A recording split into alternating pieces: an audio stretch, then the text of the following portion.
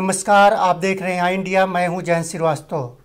हम एक बार फिर हाजिर हुए हैं रंदा प्रोग्राम के साथ। हमारे साथ स्टूडियो में मौजूद हैं वरिष्ठ पत्रकार श्री ज्ञान प्रकाश सिंह प्रतीक जी। ये रंदा के लेखक हैं। नमस्कार।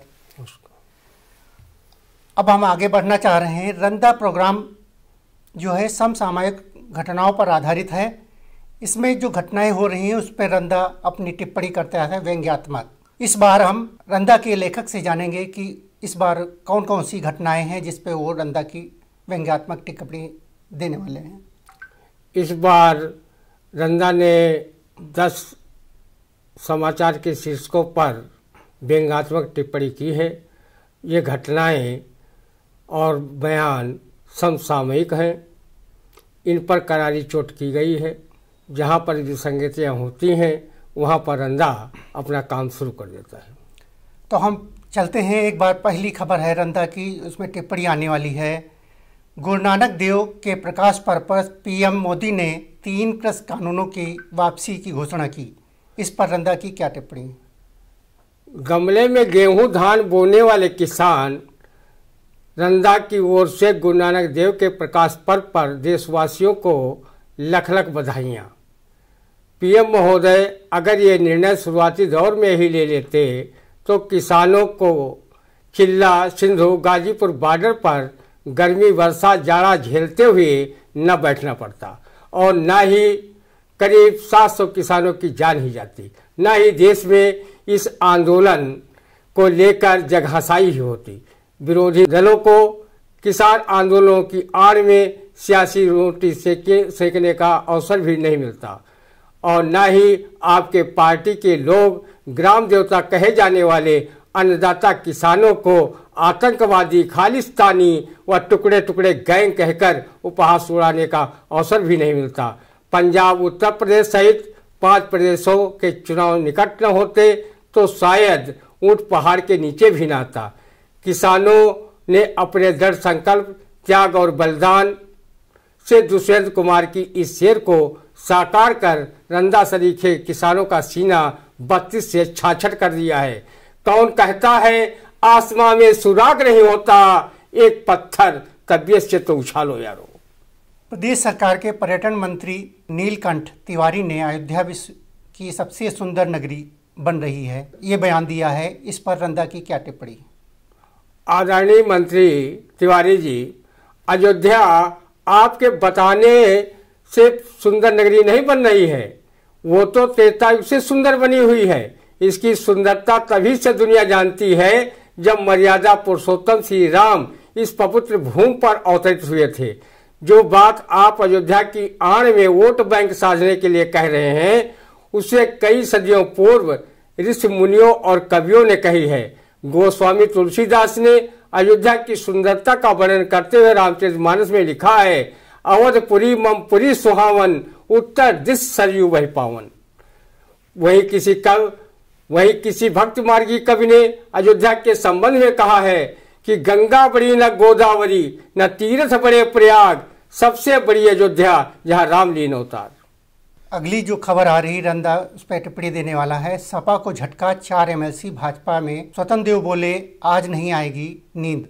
चुनावी मौसम में अगर नेता अपने स्वार्थ बस इधर उधर से न आए जाए तो सत्ताई मलाई कैसे फिर चाटे।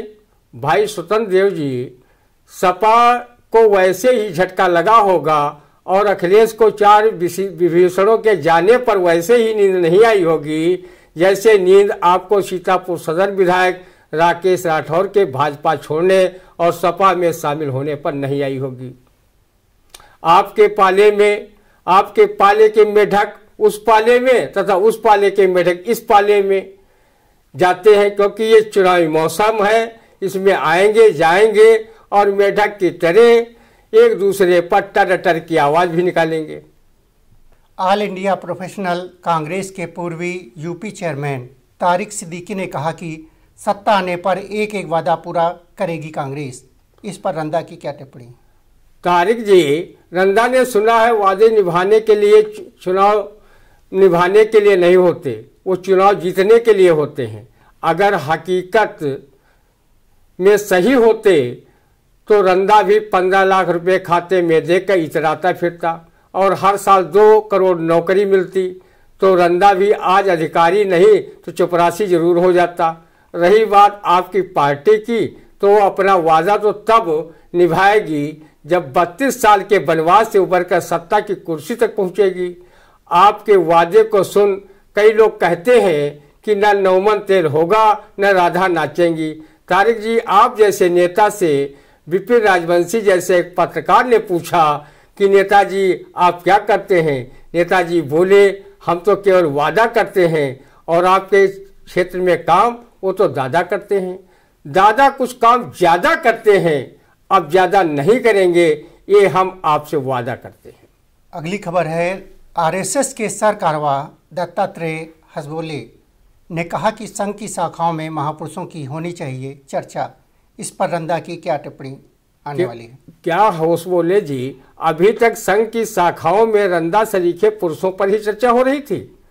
जो महापुरुष की श्रेणी में जाने की कौन बात कहे, अभी तक वो पूर्ण पुरुष भी नहीं बन सका है।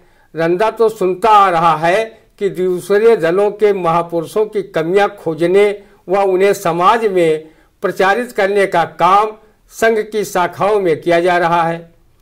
इसी प्रचार से उबकर देश के प्रथम गृह मंत्री सरदार वल्लभ भाई पटेल ने संघ की शाखाओं पर प्रतिबंध लगाने का कार्य किया था। इमरजेंसी लगाकर 1975 में श्रीमती इंदिरा गांधी ने संघ की शाखाओं पर बंद करने का काम किया था। शाखा लगाने वाले लोगों को मीसा और DIR जैसी धाराओं में जेल भेजा था।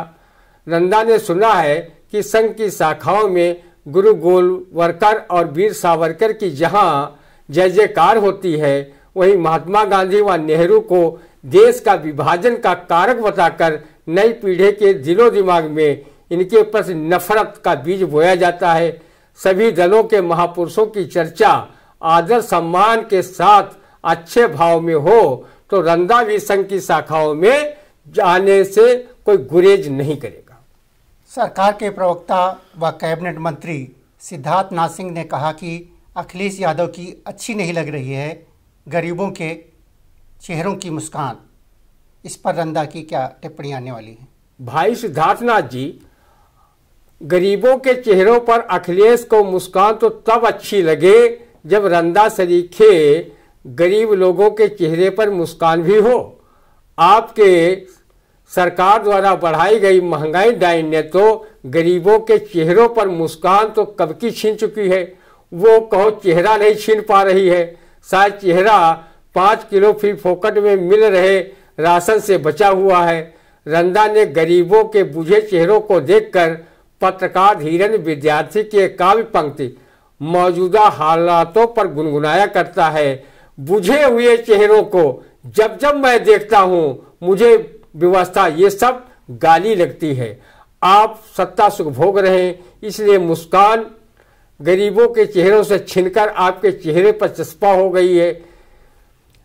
ध्यान, इस कहावत पर भी ध्यान मंत्री जी दें, जाके पैर न फटी बिवाई, सो का जाने पीर पर आई। सीतापुर के 5 संस्कृत विद्यालयों में कोई भी शिक्षक नहीं। इस पर रंदा की क्या टिप्पणी? इन संस्कृत विद्यालयों के विद्यार्थी शिक्षक के लिए परेशान न हो। जब तक विद्यालय को शिक्षक न मिले, वो एकलव्य की तरह रंदा को अपना गुरु मानकर उनकी स्तुति गान इस श्लोक से करते रहे। गुरु ब्रह्मा गुरु विष्णु गुरुदेव महेश्वर गुरु साक्षात परब्रह्मम तस्मै श्री गुरुवे नमः। गुरु कृपा से ये वो विद्वान बन जाएंगे और देश को विश्व गुरु बनाने में अग्रणी भूमिका निभाएंगे। रंदा वैसे तो स्वयं पढ़ाई लिखाई में काखा गागा है ना, हलजोत पकड़ पहनने वाला है। रंदा गुरु द्रोणाचार्य की भांति गुरुदक्षिणा भी एकलव्य रूपी शिष्यों से नहीं मांगेगा और ना ही तनख्वाह। लेकिन जितना धक्का शिक्षक विहीन विद्यालय में देववाणी व शिष्यों को लगा है, उतनी पीड़ा रंदा को भी महसूस हो रही है। अगर संस्कृत भाषा का यही हाल रहा तो सरस्वती नदी की तरह वो भी विलुप्त हो जाएगी और मठ मंदिरों में संस्कृत के श्लोक कौन पढ़ेगा। विश्व गुरु बनाने का सपना देख रहे नेताओं के सम्मान में इस श्लोकों से सोचते वाचन कौन करेगा। सीतापुर जिले की 70 सहकारी समितियां बंद, खाद का संकट गहराया। इस पर रंधा की क्या टिप्पणी? चाहे जिले की 70 नहीं सहकारी समितियां सबकी सब बंद हो जाए, खाद का एक दाना भी न मिले, सिंचाई व्यवस्था चौपट हो जाए, रंधा इसकी इसलिए परवाह नहीं करता। वो जानता है कि 2022 आने में सिर्फ 1 महीना शेष है। योगी मोदी अपने वादानुसार किसानों की आय दुगनी कर देंगे। किसानों को सम्मान राशि 500 रुपये महीना दे ही रहे हैं। चुनावी वर्ष है, किसानों को कुछ दे या न दे, उन्हें संतोष प्रदान करने वाले भाषण तो अवश्य देंगे और किसान संतोषम परमम सुखम की अनुभूति करेंगे। पूर्वांचल एक्सप्रेस वे का लोकार्पण करते हुए पीएम मोदी ने कहा कि पहले राह नहीं राहजनी होती थी। इस पर रंधा की क्या टिप्पणी? शब्दों की तुकबंदी मिलाने में पीएम महोदय के आगे बड़े बड़े कवि पनाह मांगते हैं। रही बात पहले की, तो पहले जो होता था वो पीएम साहब थोड़ा बहुत जरूर होता है, भले ही रस्म अदायगी के लिए होता हो। राह बनने के बाद क्या राहजनी नहीं होती है? अगर नहीं होती है तो पुलिस थानों पर राहजनी के मुकदमे किस खुशी में दर्ज किए जाते हैं? अगर राह बनने के बाद राहजनी बंद हो गई है तो इस कानून को अपने किताब से बाहर क्यों नहीं फेंकवाया? मोदी जी, पहले लोग बैलगाड़ी, हाथी, घोड़ा से सफर करते थे। आज 4 चौपहिया, दुपहिया वाहनों, हवाई जहाज, जलयान से सफर करते हैं। इसलिए बीते समय की तुलना वर्तमान से नहीं की जा सकती। मोदी जी, द्वापर त्रेता में जो चीजें देवी देवताओं को दुर्लभ थी, वो आज रंधा सरीखे सामान्य जन उन चीजों का लाभ उठा रहे हैं। अगर ऐसा न होता तो किसी कवि को लिखने की जरूरत ही नहीं पड़ती। होती एक माचिस अगर जानकी के पास, तो अशोक वाटिका में वो सशोकता सपाती क्यों? और होता एक फायर ब्रिगेड कहीं रावणा के पास, कपी के जलाए स्वर्ण लंका जल जाती क्यों? होता एक टेलीफोन द्वारिका से मथुरा लय, कृष्ण के वियोग में गोपिका अकुलाती क्यों? होता एक मोटर अगर शीतला के पास, गधे गरीब को वाहन बनाती क्यों? पद्मश्री प्राप्त अभिनेत्री कंगना रनौत ने कहा कि 1947 में आज़ादी भीख में मिली थी, असली आज़ादी तो 2014 में मिली। इस पर रंधा की क्या टिप्पणी? रंधा अगर शासन सत्ता में होता तो कंगना रनौत के इस बयान की लानत मलानत कर सबसे पहले उनका पद्मश्री छीन कर देशद्रोह की धाराओं में जेल की सलाखों में डाल देता। लेकिन सत्ताधारियों को ऐसी ही बयानबाजी पसंद है जो देश के त्यागी बलिदानी महापुरुषों का अपमान करे। प्रज्ञा ठाकुर ने नाथूराम गोडसे का महिमा मंडन व महात्मा गांधी का अपमान अपने बयानों से किया था। वो आज संसद में शोभायमान है।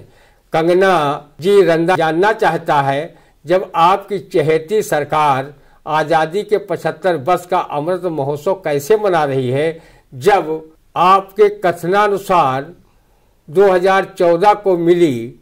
रंधा जानना चाहता है कि आप किसी और के इशारे पर जनता का ध्यान बटाने व सस्ती लोकप्रियता हासिल करने के लिए बयानों की जुगाली कर रही हैं। तो दर्शकों, आपने देखा कि रंधा के लेखक ने किस तरीके से समसामयिक घटनाओं पर आधारित अपनी व्यंग्यात्मक टिप्पणी की। आपको ये टिप्पणियाँ पसंद आई होंगी। आगे हम फिर हाजिर होंगे नए कार्यक्रम के साथ। हमें इजाज़त दीजिए, फिर मिलेंगे अगले रविवार को नए अंक के साथ।